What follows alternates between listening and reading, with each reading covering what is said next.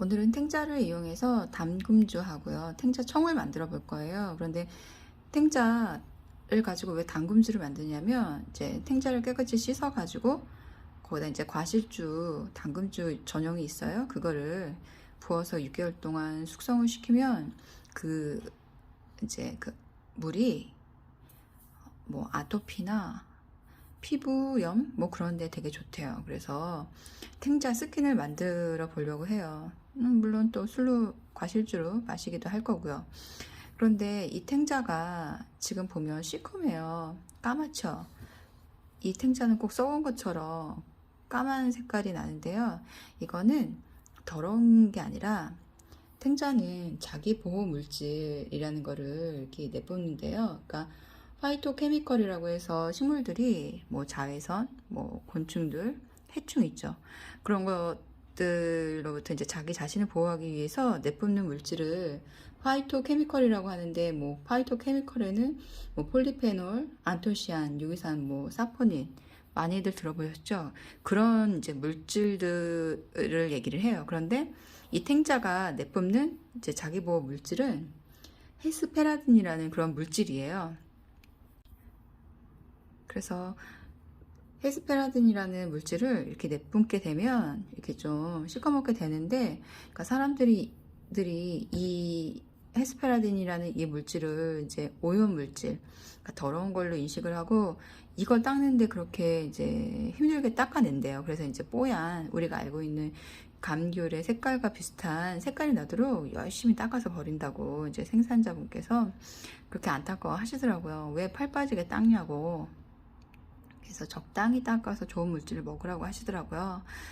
그 이제 그거는 뭐 이제 개인의 그 이제 선택이고요.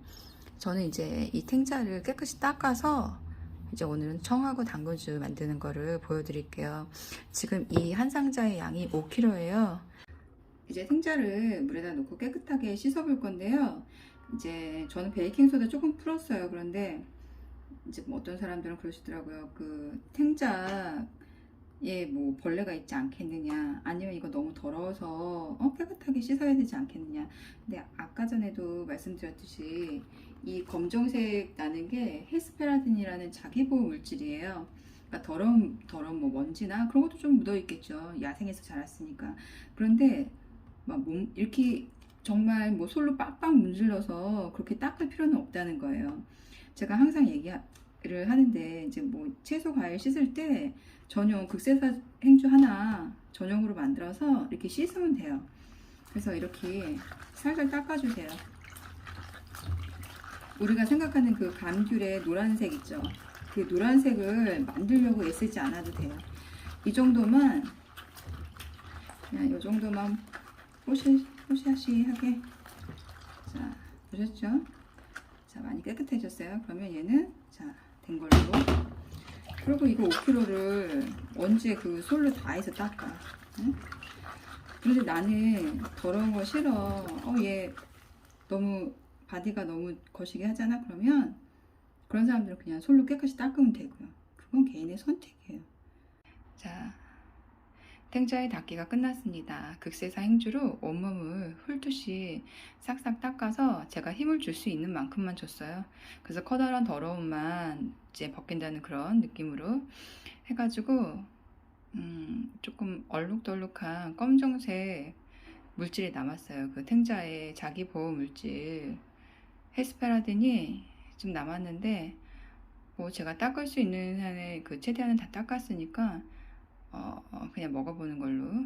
그리고 그 닦는 과정이 극세사 행주로 한번 훑듯이 닦았어요. 4번 닦고 4번을 헹궜어요. 그러면 이제 뭐 흙먼지나 뭐 털 같은 거, 그런 부시래기들이 다 떨어져 나가요. 이제 탱자 자르기를 할 건데요. 용도에 따라서 자르는 게 틀려요. 담금주를 담근다 치면 뭐 포크로 구멍을 내서 담그는 사람도 있고, 아니면 열십자를 내서 이 통째로 담그는 사람도 있고, 아니면 뭐 반을 잘라서 담그는 사람도 있고, 그냥 자기 마음이에요. 그런데 이제 탱자 안에 있는 씨가 개수가 많아요. 그래서 이 탱자를 잘라서 씨를 바르는 데 시간이 많이 걸리거든요. 그러니까 뭐 그거는 자기가 뭐 알아서 담그면 돼요. 그런데 제가 생각할 때는 통째로 담그는 것보다 조각을 여러 조각 내는 게 청이든 담근주든 더 효과가 좋을 것 같아요. 하지만 당근주 같은 경우에는 통으로 담가도 상관이 없을 것 같아요. 근데 청 같은 경우는 슬라이스를 해서 담그는 게, 통째로 넣어서 담그는 것보다 탱자의 즙을 이제 효과적으로 이제 뭐 발효시킨다, 나오게 한다, 그런 면에서 더 좋은 것 같아요. 그래서 이제 탱자를 잘라볼 건데요.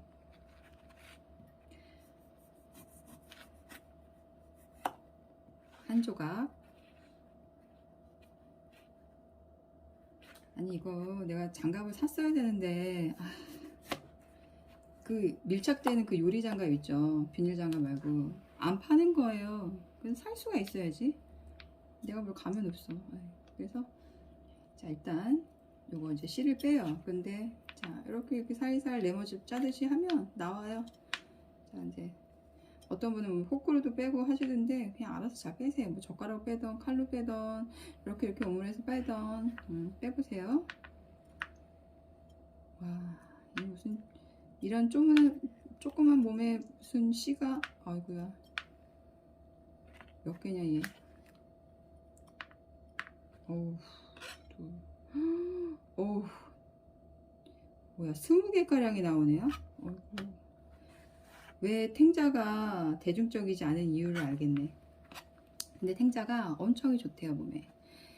그러니까 탱자를 사는 사람들은 정해져 있는 거예요. 어렸을 때 먹어본 기억이 있거나, 아니면 뭐 이제 아토피가 심해, 피부염이 심해. 그래서 이제 블로그 검색해서 뭐 아름아름 탱자가 좋대 해서 뭐 하거나, 아니면 이제 내가 기촌을 했는데 산 뒤에 탱자나무가 있어. 그럼 뭐 이제 먹게 되는 거죠.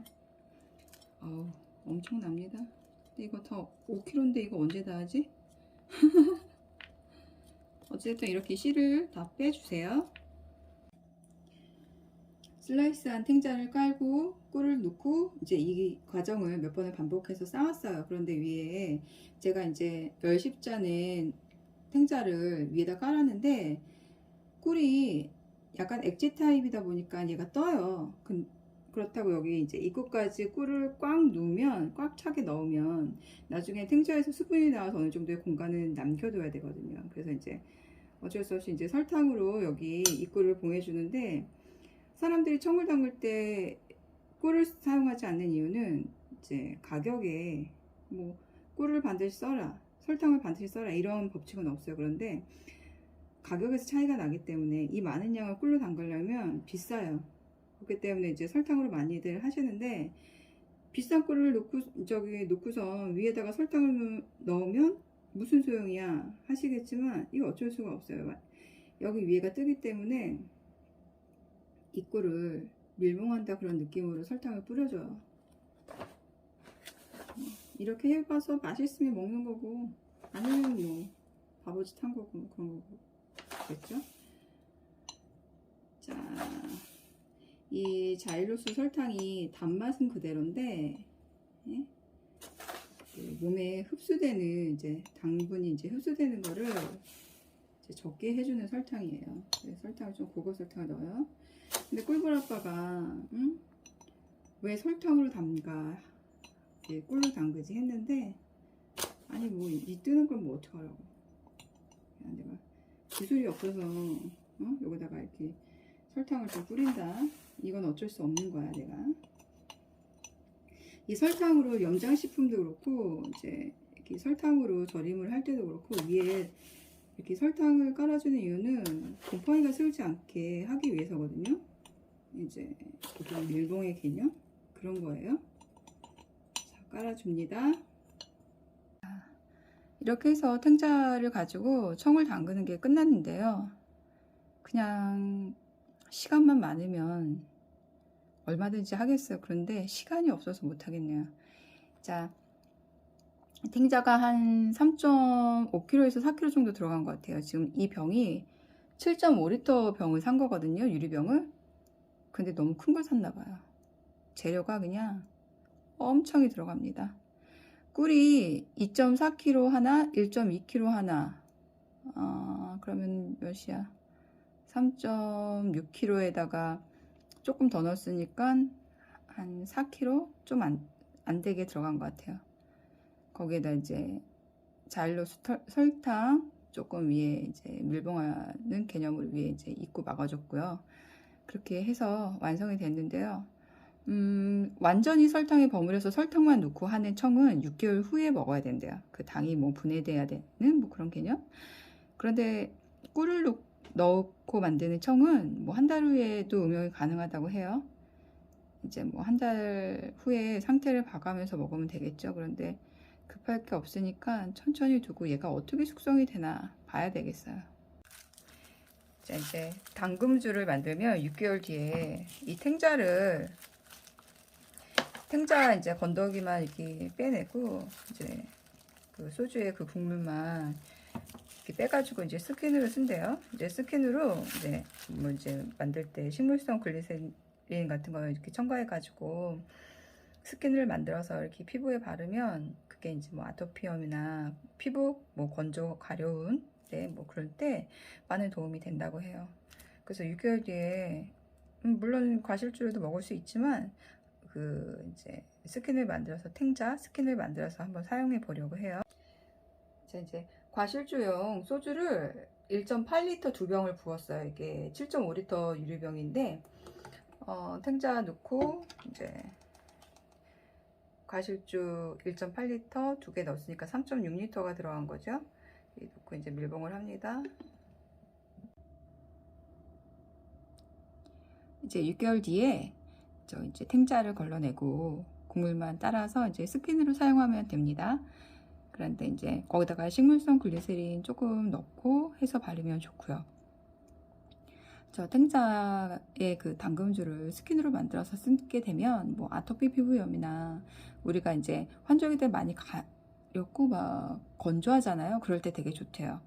이 탱자가 몸에 열을 내려주고 가려움증 그런 거를 많이 해소시켜 준대요.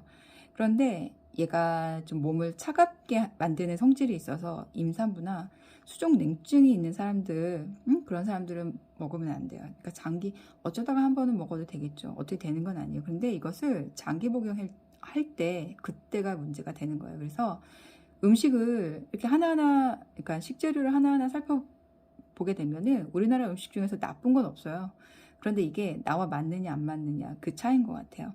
그래서 자기하고 몸에 맞는 그런 음식을 찾아서 이렇게 잘 먹어야 되겠죠. 그런데 무엇이든지 과하면 독이 된다고 아무리 몸에 좋아도 그걸 맨날 하루 3끼 먹으면 나쁘겠죠.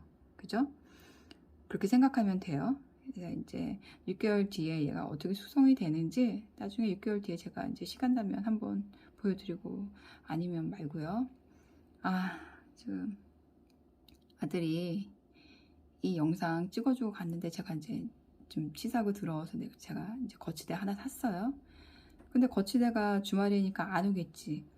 그래서 이제 기다리고 있는데 참 아쉬운 마음에 막 투덜투덜 거리면서 막 찍어주긴 했는데 엄마 목소리가 너무 낮아. 너무 뭐 더빙을 해. 엄마 목소리가 떨려. 가지가지 욕을 하고 갑니다. 어찌됐든 저는 귀찮아서 더빙 같은 거 안 해요. 그냥 알아서. 그리고 이거 몇 명이나 이 방송을 본다고. 그죠? 아들이 엄마 목소리 듣고 댓글에다가 욕 써놓고 간 사람도 있을 거라고 그런 말을 하고 가네요. 어찌됐든 탱자 담금주는 끝났습니다.